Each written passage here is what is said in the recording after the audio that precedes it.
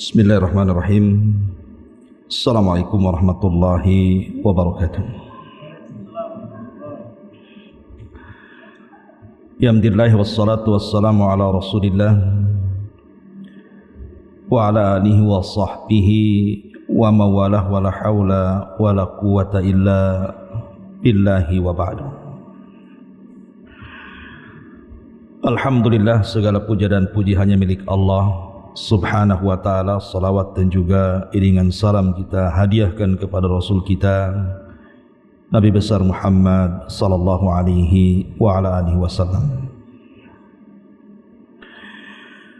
Pembahasan di malam hari ini, pembahasan tentang nasihat khusus bagi orang yang Allah Subhanahu wa ta'ala panjangkan usianya sampai mencapai usia 40, 50, bahkan 60 sampai 70 tahun. Ma'asyiral muslimin yang dimuliakan Allah Subhanahu wa ta'ala, Allah Subhanahu wa ta'ala berfirman, la tarkabunna tabaqan antabak. Sungguh kalian akan melewati dalam kehidupan ini tingkatan demi tingkatan yang harus dilalui manusia. Artinya manusia itu ketika hidup itu ada proses yang berjalan. Disebutkan dalam surah Rum ayat 54, Allahul ladzi khalaqakum min ba'di dha'fin, atau Allahul ladzi khalaqakum min dha'fin thumma ja'ala min ba'di dha'fin quwwah thumma ja'ala min ba'di quwwatin dha'fan wa syaibah yakhluqu man yasha wa huwal alimul qadir. Dialah Allah Subhanahu wa ta'ala yang telah menciptakan kalian dalam kelemahan, kemudian Allah jadikan setelah kelemahan itu kekuatan, kemudian Allah jadikan setelah kekuatan itu kelemahan kembali dan menjadi menua. Begitulah Allah ciptakan sesuai dengan kehendaknya, dan Allah zat yang maha mengetahui lagi maha mampu untuk melakukan segalanya. Ma'asyiral muslimin yang dimuliakan Allah Subhanahu wa ta'ala, kita lihat manusia dalam proses rahim seorang ibu itu berjalan tingkatan demi tingkatan, mulai daripada segumpal sperma, kemudian berubah menjadi segumpal darah, kemudian berubah menjadi segumpal daging, maka terbentuklah janin, kemudian ditiupkan ruh di situ, jadilah dia manusia. Kemudian manusia ini lahir ke dunia, dimulai daripada kelemahan bayi yang baru dilahirkan, kemudian menginjak anak-anak, kemudian remaja, kemudian dewasa. Jadilah orang yang kuat, kuat cara berfikirnya dan kuat fisiknya. Tetapi setelah kekuatan itu, mereka pun akan kembali melemah dan menua, kemudian akan mengalami kematiannya. Begitulah Allah katakan, la tarkabunna tabaqan an tabaq. Manusia itu demi tingkatan akan dilaluinya. Ketika manusia kemudian meninggal dan masuk ke alam kubur, juga ada tabaq di situ. Dimulai daripada himpitan kuburan, kemudian fitnah kubur, pertanyaan dua malaikat Munkar dan Nakir yang menentukan antara azab dan nikmat kubur. Kemudian terjadi kiamat. Manusia dikumpulkan di padang mahsyar, pun ada tabaq di situ. Mulai dari dibangkitkan, dikumpulkan di padang mahsyar, kemudian ada syafaat, kemudian ada hisab, kemudian ada pembagian catatan timbangan sampai meniti titian siratal mustaqim. Kemudian Allah arahkan, ada yang masuk surga dan ada juga yang masuk ke neraka. Begitulah kehidupan manusia. Ada dua ayat dalam Al-Quranul Karim yang bagus sekali kita renungkan. Pertama surah Al-Ahqaf ayat 15. dan yang kedua surah An-Naml ayat 19. Al-Ahqaf 15 dan An-Naml 19. Di dalam surah Al-Ahqaf ayat 15 Allah Subhanahu wa taala berfirman, hatta idza balagha ashuddahu wa balagha 40 sanatan qala rabbi auzi'ni an ashkura ni'mataka allati an'amta 'alayya wa 'ala walidayya wa an a'mala salihan tardah wa aslih li fi dhurriyyati inni tubtu ilaika wa inni minal muslimin. Sebelum ayat ini Allah Subhanahu wa taala menceritakan tentang bagaimana susahnya orang tua itu mendidik kita. Sampai kepada ayat apabila telah dewasa anak yang dididik orang tua ini. Asyuddah itu ada yang mengatakan usia 33 tahun. Wa balagha 40 sanatan, kemudian sampai mencapai 40 tahun. Qala, maka dia pun kemudian berdoa kepada Allah, Rabbi auzi'ni an ashkura ni'mataka allati an'amta 'alayya wa 'ala walidayya. Ya Rabb, anugerahkan kepadaku petunjuk agar aku bisa mensyukuri nikmat-Mu yang telah Engkau berikan nikmat kepadaku dan nikmat kedua orang tuaku. Kemudian kata Allah Subhanahu wa taala, wa an a'mala salihan tardah, dan agar Engkau memberikan taufik kepadaku agar aku bisa beramal yang bisa menjadikan koridor dengan amalanku itu. Wa aslih li fi dzurriyyati, kemudian perbaikilah aku dan juga anak keturunanku. Inni tubtu ilaika, aku bertobat kepadamu. Wa inni minal muslimin, dan aku termasuk orang-orang yang berserah diri. Kemudian Allah Subhanahu wa taala berfirman di dalam surah An-Naml ayat 19-nya menceritakan tentang kisah Nabi Allah Sulaiman. Ketika Sulaiman berada di puncak-puncak kekuatannya dan kekuasaannya, macam-macam mukjizat Allah berikan kepada dia, mulai dari menundukkan binatang sampai kepada awan dan angin. Apa kata Sulaiman? Qala rabbi auzi'ni an ashkura ni'mataka allati an'amta 'alayya wa 'ala walidayya wa an a'mala salihan tardah wa adkhilni bi rahmatika fi ibadika salihin. Kata Nabi Allah Sulaiman alaihi salam, ya Allah, anugerahkan kepadaku petunjuk agar aku bisa mensyukuri nikmat-Mu yang telah Kau anugerahkan kepadaku dan kepada kedua orang tuaku, dan agar aku bisa beramal saleh yang Kau ridhai, dan masukkan aku dengan rahmat-Mu dari golongan hamba-hamba-Mu yang saleh. Perhatikan dua ayat ini, bagus sekali untuk kita simak dan kita kupas. Dua ayat ini nasihat kepada orang yang usianya sudah 40 tahun ke atas. Artinya kalau di usia 40 tahun saja sudah terkhitab dengan ayat ini, berarti usia 50, 60, 70 tahun harus lebih lagi terkhitab dengan dua ayat ini. Karena dua ayat ini kalau kita rangkum ada 7 perkara yang merupakan amalan-amalan yang harus dilakukan orang yang sampai usianya 40 tahun ke atas. Yang pertama, tentu sebagian para ulama mengatakan bahwa doa ini harus sering dibaca bagi antum yang usianya sudah kepala 4. Banyak-banyaklah berdoa dengan doa yang warid dari Quran ini. Rabbi auzi'ni an ashkura ni'mataka allati an'amta 'alayya wa 'ala walidayya wa an a'mala salihan tardah wa aslih li fi dzurriyyati inni tubtu ilaika wa inni minal muslimin. Banyak-banyaklah berdoa dengan doa ini. Yang pertama, di sini ada kalimat Rabbi auzi'ni an ashkura ni'mataka allati an'amta 'alayya.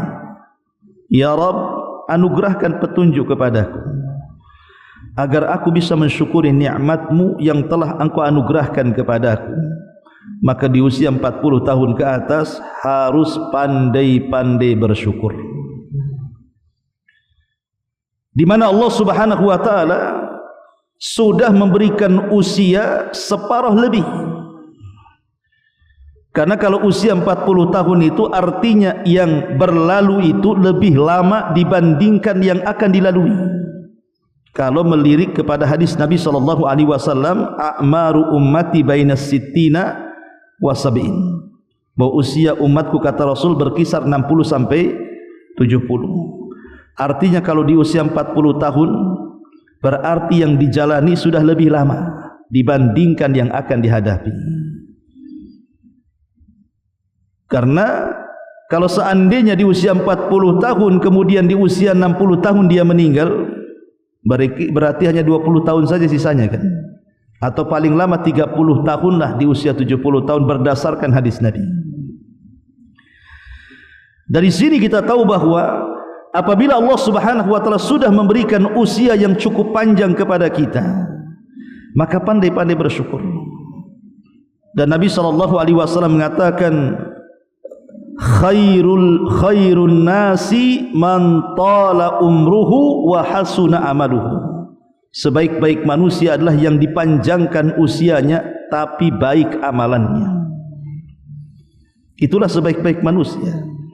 Maka kita katakan alhamdulillah Allah Subhanahu wa taala masih memberikan usia kepada kita. Karena biasanya di usia-usia 40 tahun ini banyak teman-teman dia yang sudah meninggal biasanya. Entah meninggal kecelakaan atau mungkin entah pergi ke mana dan begitu seterusnya. Atau mungkin ada teman-teman yang belum berhasil, tidak seperti dia dalam urusan dunia. Maka pandai-pandailah bersyukur kepada Allah Azza wa Jalla. Ucapkan alhamdulillah bi ni'matihi tatimmus shalihat. Tapi apakah cukup mengucapkan alhamdulillah saja? Tidak. Mensyukuri nikmat di usia 40 tahun itu artinya dia harus mampu menjaga nikmat yang Allah anugerahkan kepadanya. Kenapa? Karena di usia 40 tahun itu biasanya nikmat Allah itu sudah mulai dikurangi sedikit demi sedikit.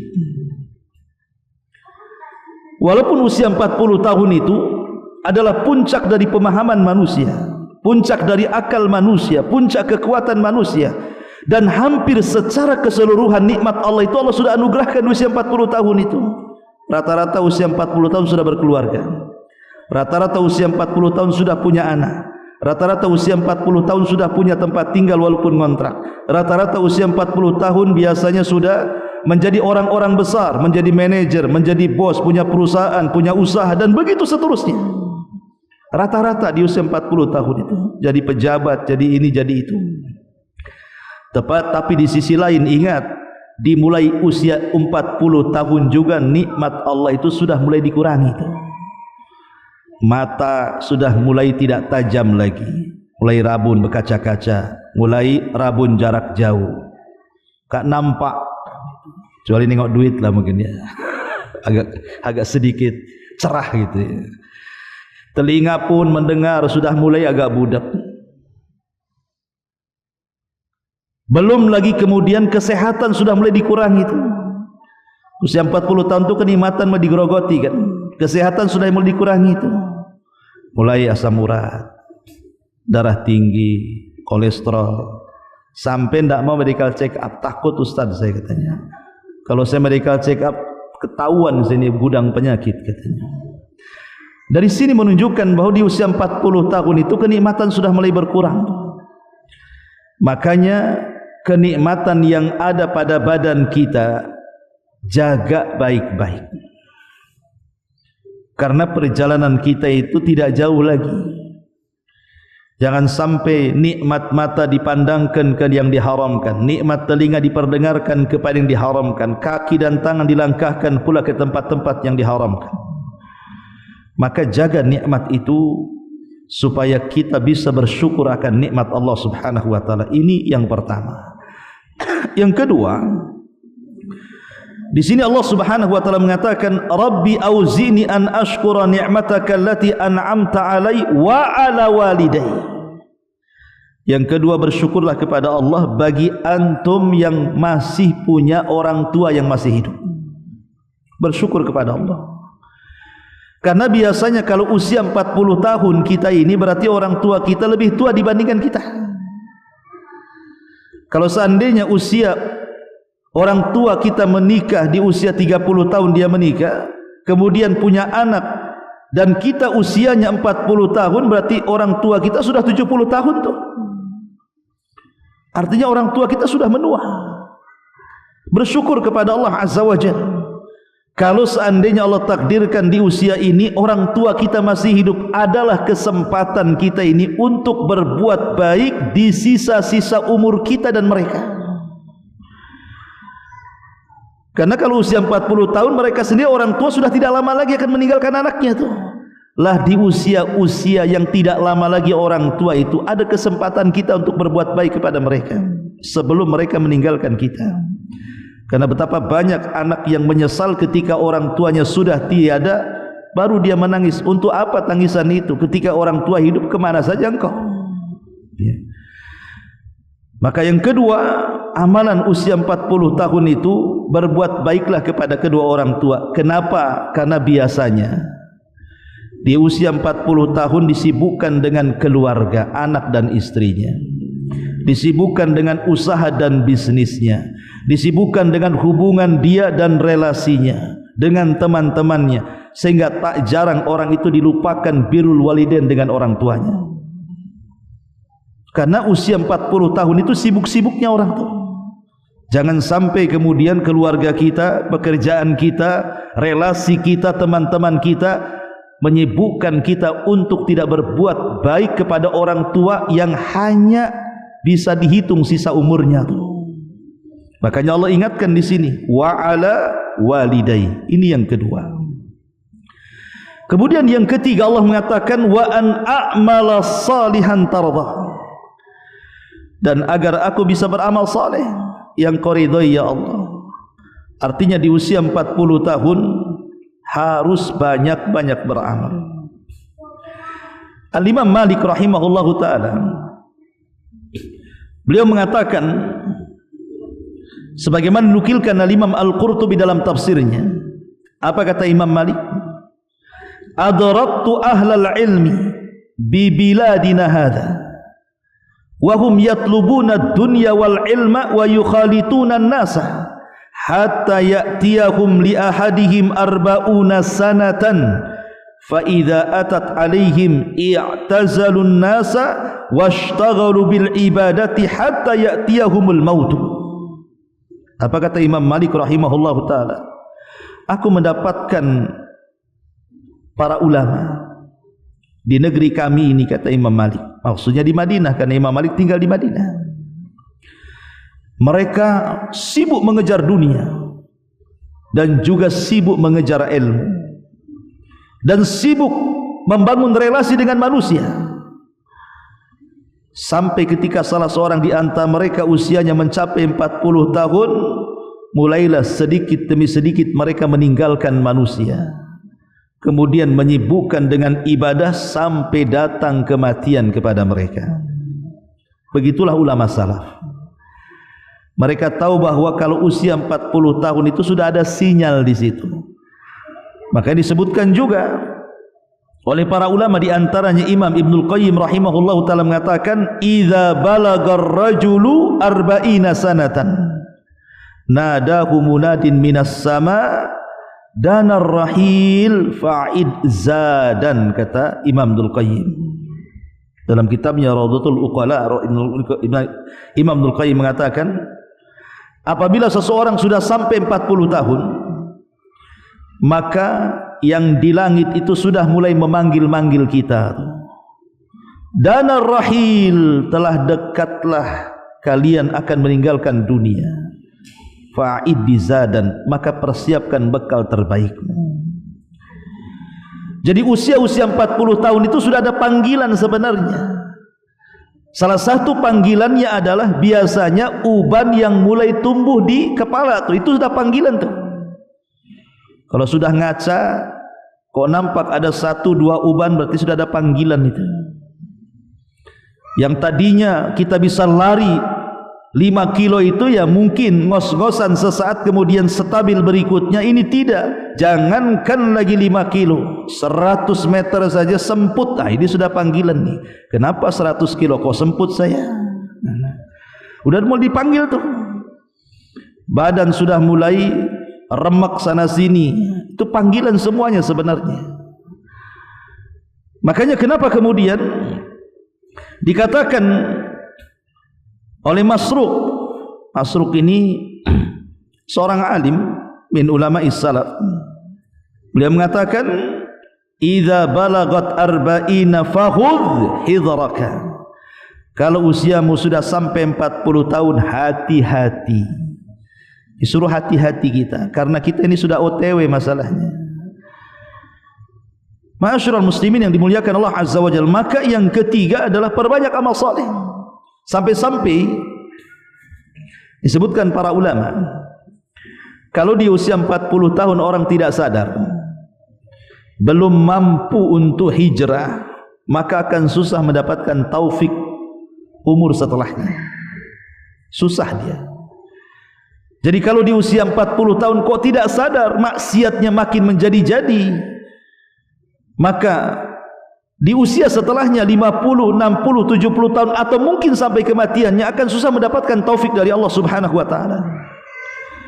Makanya kenapa kemudian di usia 40 tahun ini waktunya hijrah. Alam ya'ni lil ladzina amanu an tahsha'a qulubuhum bi dzikrillah wa ma nazala minal haq.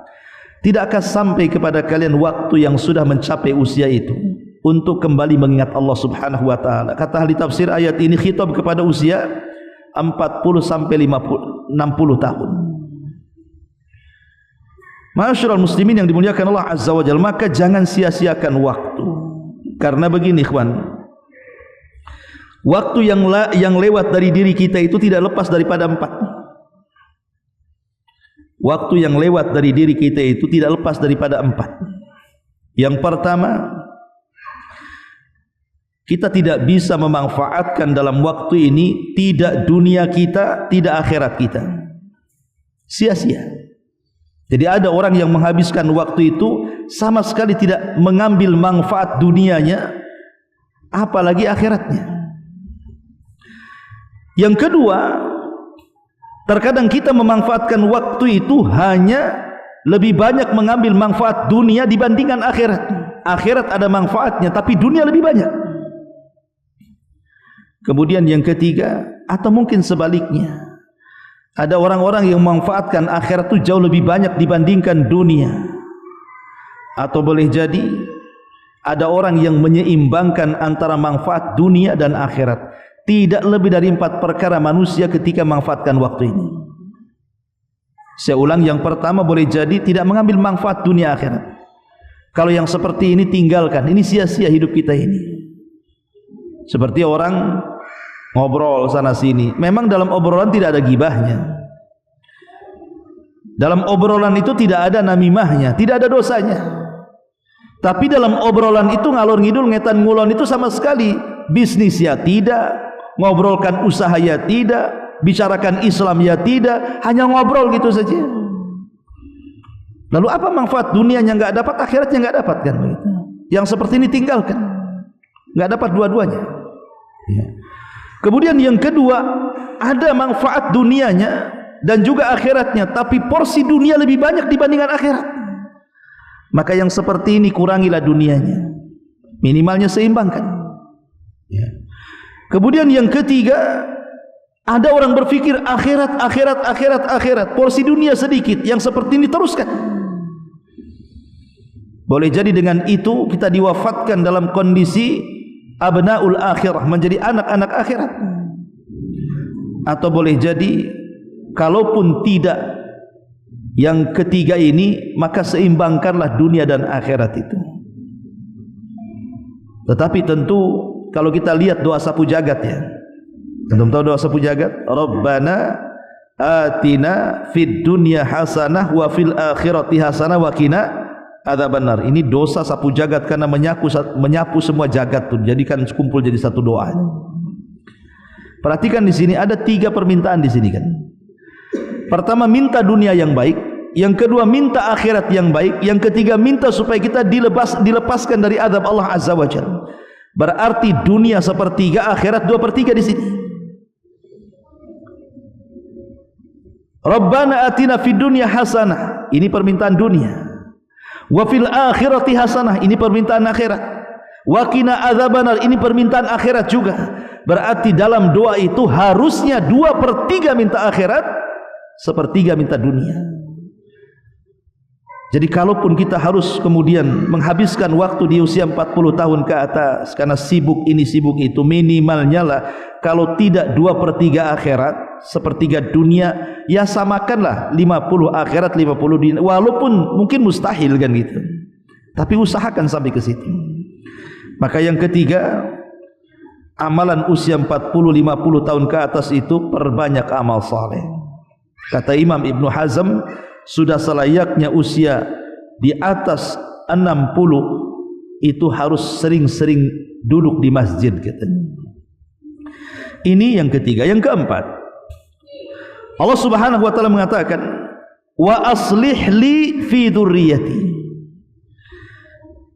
Di usia 40 tahun ke atas minta kepada Allah agar Allah memperbaiki diri kita. Memperbaiki diri kita. Minta taufik. Karena usia 40 tahun itu bahasa kerennya itu puber kedua tuh. Kalau masih kecil kan yang nekat-nekat usia 40 tahun. Nanti sudah tua 40 tahun lebih nekat lagi itu. Kalau usia 30 tahun pemakai, 40 tahun bandar tuh biasanya. Dia makin tinggi itu. Dia nekat-nekatnya, maka minta taufik kepada Allah. Yang kedua juga minta taufik kepada anak-anak kita. Karena begini ikhwan, biasanya usia ini akan merubah cara fikir manusia.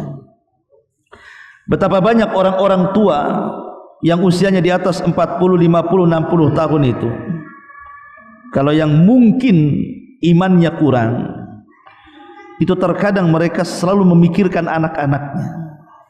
Gimana kalau saya sudah tua, sudah sakit, apakah anak saya bisa merawat saya? Apakah anak saya akan jauh dari saya? Apakah anak saya ini justru durhaka kepada saya? Nanti antum akan merasakan pikiran-pikiran seperti itu.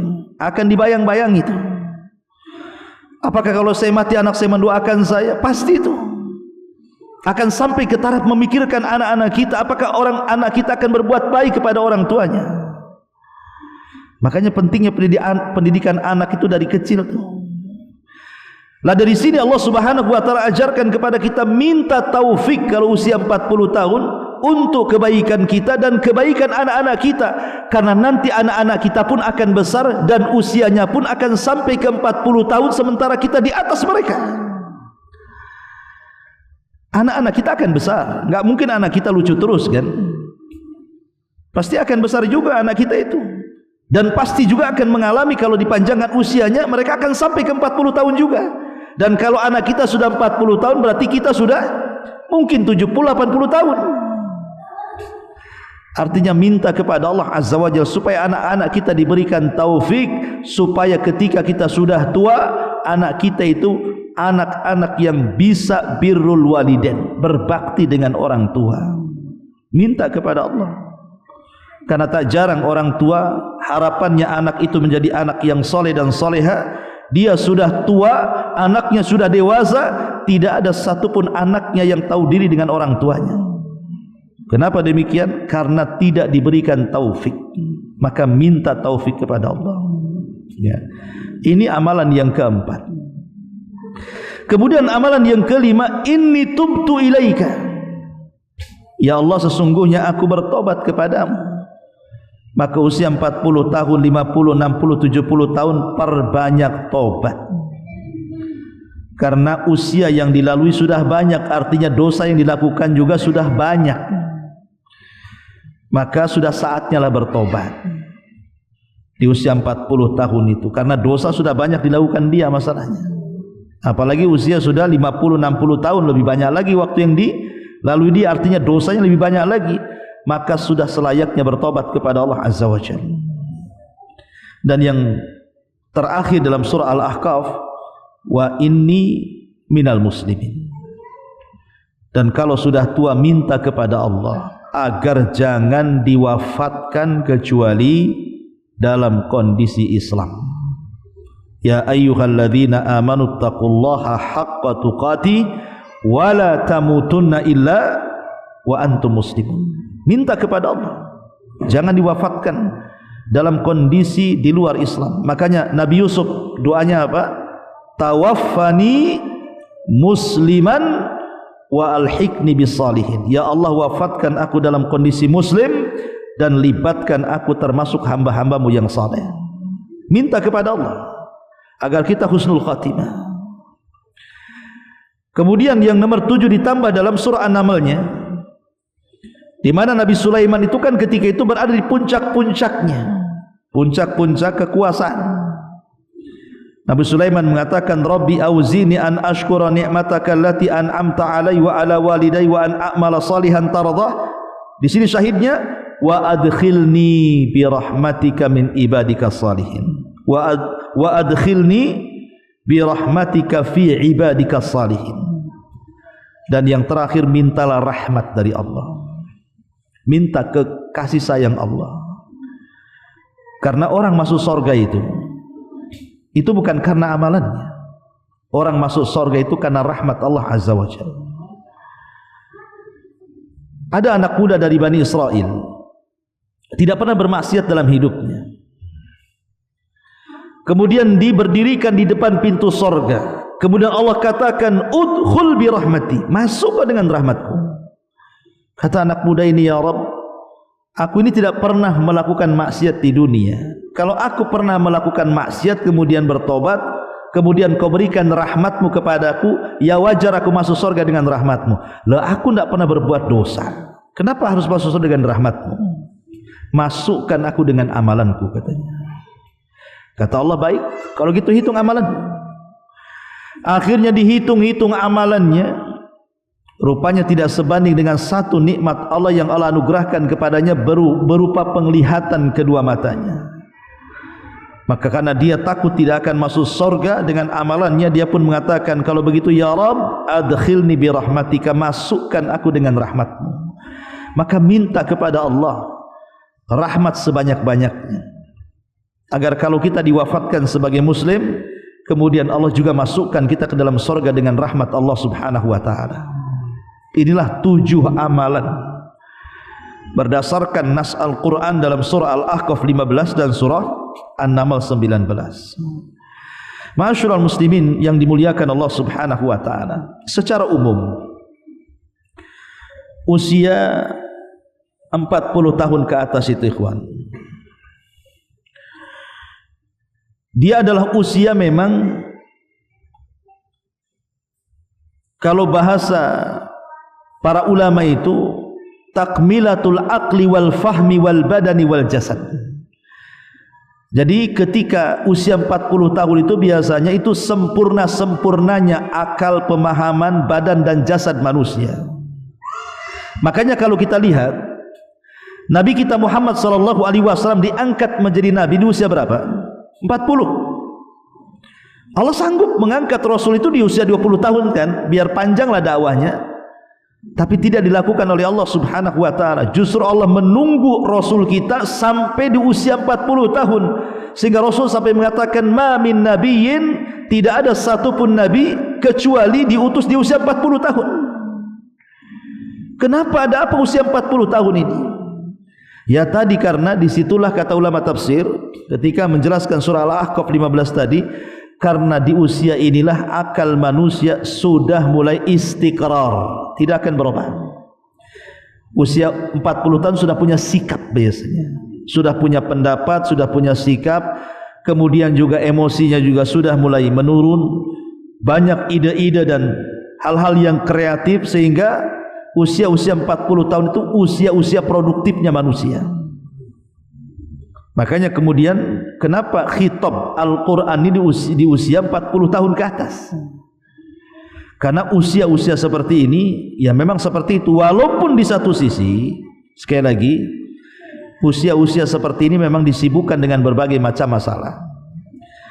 Makanya ada nasihat tambahan, jauhi maksiat. Kalau sudah usia 40 tahun, jauhi maksiat. Yang kedua, jauhi begadang. Usia 40 tahun itu jauhi begadang. Jangan suka begadang. Karena ada lagunya tuh. Jadi kenapa demikian?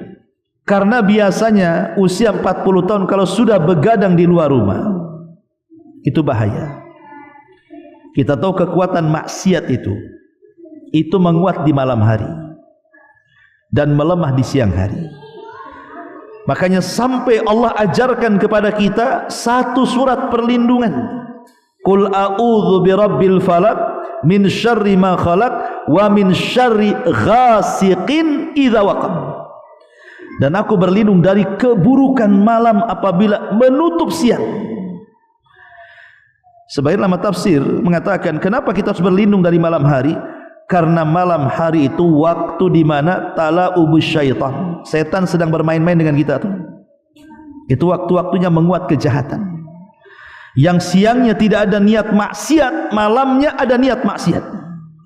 Siangnya enggak kepikiran soal maksiat itu. Tapi kalau sudah begadang di atas umpamanya jam 11, 12 mulai terpikiran tuh maksiat kepada Allah Azza wa Jalla. Ya, karena kekuatan setan menguat di situ. Pikiran-pikiran maksiat itu di malam hari. Makanya lihat maksiat dan kejahatan itu banyak di malam hari kan. Kita lihat lokalisasi perzinahan, diskotik, mabok-mabokan, orang mencuri, orang merampok, melakukan kejahatan, bahkan dukun-dukun beraksi pun tengah malam tuh. Ya. Jadi memang menguat di malam hari itu. Maka kalau sudah usia sudah tua lah sudah. Masalahnya kenyataannya justru yang banyak begadang itu yang sudah tua-tua tuh. Maka kurangilah begadang itu orang tua itu. Kecuali kalau begadangnya memang ada manfaatnya. Mungkin tidak akhirat ya dunianya lah kan itu. Kemudian juga tajannub al-hazani. Jauhi perasaan sedih. Perasaan ham, bingung, bimbang dan begitu seterusnya. Karena ini yang akan mengurangi kesehatannya. Karena biasanya kalau sudah tua, sudah 40 tahun ke atas itu ya tadi kadang mikir kawan-kawannya sudah pergi duluan, sudah enggak ada, entah safar kemana, sudah enggak ketemu lagi, reuni pun tak bisa kan itu.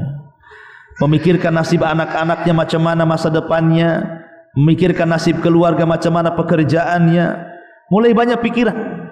Ya. Mulai banyak pikiran karena usia-usia 40 tahun tuh fokus biasanya kepada keluarga tuh. Dia fokus tuh. Bahkan terkadang ada orang tua itu memanjakan anaknya habis-habisan tuh. Apapun yang diindaki anaknya dikasih sama dia. Maka jangan sampai kemudian perkara-perkara di usia-usia 40 tahun itu membuat seseorang sedih sehingga melupakan segalanya. Ingat, banyak-banyaklah tawakal. Di usia 40 tahun ke atas, gantungkan hati kepada Allah, bertawakal kepada Allah Subhanahu wa taala. Ma'asyiral muslimin yang dimuliakan Allah Subhanahu wa taala. Kita tahu bahwa di antara amalan yang paling penting di usia 40 tahun ke atas adalah at-tafakkur. Perbanyak mikir. Ya. Satu-satunya ibadah yang besar pahalanya tanpa beramal itu tafakkur. Cukup mikir aja. Ya tentu maksudnya tafakur di sini tafakur dengan tanda-tanda kuasa Allah, kemudian kita introspeksi diri. Apakah saya sudah usia tua ini lebih baik kondisinya atau lebih jahat? Jadi maksudnya tafakur di sini supaya kita ini meningkat ibadahnya. Ya bukan tafakur di sini maksudnya ingat kalau sudah tua dekat mati akhirnya kemudian putus asa, enggak. Jadi mikir bahwa nikmat yang Allah anugerahkan itu sudah banyak kepada kita, maka dari situlah kemudian lahir syukur nikmat, dan lebih daripada itu sudah mulai mikir akhirat. Ya, jadi usia 40 tahun harusnya sudah mulai memikirkan akhirat. Macam mana caranya saya selamat di akhirat. Makanya di usia ini harus sudah banyak-banyak beramal, karena usia 40 tahun 2/3 usia sudah dilalui, dia tinggal sepertiganya yang dilewatinya. Dan yang terakhir tentunya ada hadis Memang hadis ini tidak sahih sebagaimana dinyatakan Imam Ibnu Jauzi, tetapi maknanya sahih. Apa kata Nabi sallallahu alaihi wasallam? Man ata alaihi arba'una sanatan falam yaghlib khairuhu syarrahu falyatajahhaz ilan nar, katanya. Kata Nabi SAW, barang siapa yang usianya sudah 40 tahun ke atas kok kebaikannya tidak mengalahkan keburukannya, maka sudah disiapkan tempat duduknya di neraka. Memang hadisnya lemah secara lafaz, tapi sebenarnya Paulus mengatakan maknanya sahih. Sebab usia-usia 40 tahun ini kalau tidak bisa mengalahkan kejahatannya dari kebaikan yang dilakukannya, maka dia akan terus jahat. Taufik akan sulit menerpa dia. Tapi kalau sudah memikirkan akhirat, sudah mulai sadar gitu ya, biasanya hidayah itu terus menyapa dia sampai pada waktunya Allah tutup kehidupannya dengan taufik dari Allah Subhanahu wa taala. Maka satu kisah menarik dari Qadhi Iyad rahimahullahu taala, atau dikenal dengan Fudail Ibn Iyad rahimahullahu taala. Jadi Fudail Ibn Iyad ini satu hari berjumpa dengan seorang kakek yang usianya 60 tahun. Kemudian kata Qadhi Iyad, "Kam umruka ya fulan?" Berapa sih usiamu hai fulan? Maka sang kakek mengatakan, "Situna sanatan." Usiaku 60 tahun. Kata Fudail, "Oh, kalau begitu engkau sudah jauh berjalan dan sebentar lagi engkau akan sampai di tujuan." Maka orang tua ini mengatakan, "Tentu ya Imam, inna lillahi wa inna ilaihi raji'un." Bukankah kita datang dari Allah dan akan kembali kepada Allah?